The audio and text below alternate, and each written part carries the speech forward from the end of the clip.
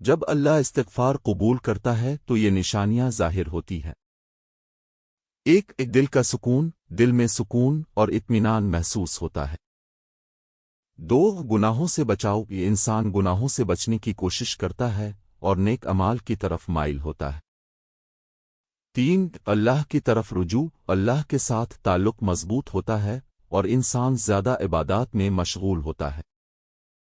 چار رزق میں برکت، اللہ کی رحمت سے رزق میں برکت آتی ہے اور مشکلات آسان ہو جاتی ہے۔ پانچ معاملات میں آسانی، زندگی کے معاملات میں آسانی پیدا ہوتی ہے اور مشکلات دور ہو جاتی ہیں۔ یہ نشانیاں اللہ کی رحمت اور قبولیت کی دلیل ہیں۔ استغفار کی فضیلت کے بارے میں قرآن و سنت میں بہت سی فضائل اور برکات بیان کی گئی ہیں، یہاں چند اہم فضائل پیش کیے جا رہے ہیں۔ ایک گناہوں کی معافی، استغفار سے اللہ تعالی گناہوں کو معاف فرماتا ہے۔ قرآن اور جو لوگ اپنی برائیوں کے بعد استغفار کریں گے یقیناً اللہ معاف کرنے والا رحم کرنے والا ہے۔ دو رزق میں برکت، استغفار سے رزق میں برکت اور فراوانی حاصل ہوتی ہے۔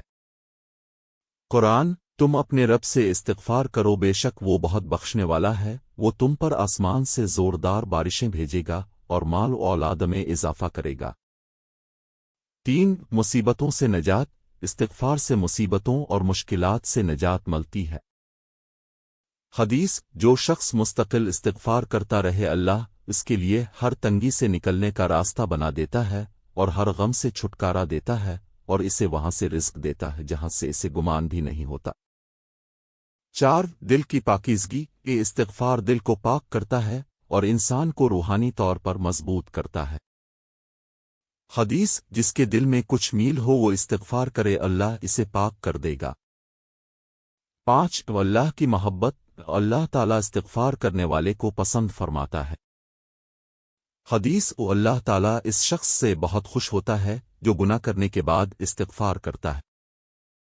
استغفار ایک عظیم عبادت ہے جو نہ صرف دنیاوی مشکلات سے نجات دیتی ہے بلکہ آخرت میں بھی نجات کا سبب بنتی ہے۔